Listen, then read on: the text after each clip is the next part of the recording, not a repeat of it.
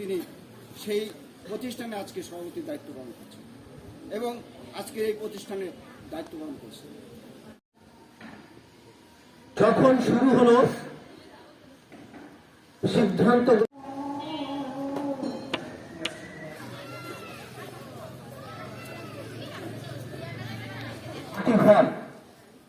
আলহাজ সারা খান কলেজে টিনের ছাপড়ায়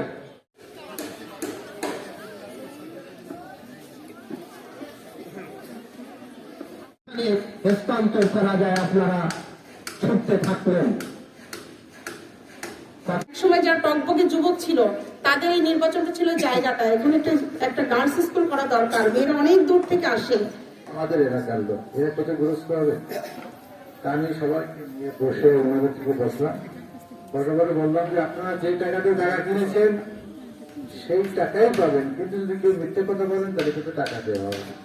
যশোরের কাজী নজরুল আকাশের দিকে তাকালেন, খুব ভারী গম্ভীরতা বললেন, জসিম রাষ্ট্রকে মনে করবেন না।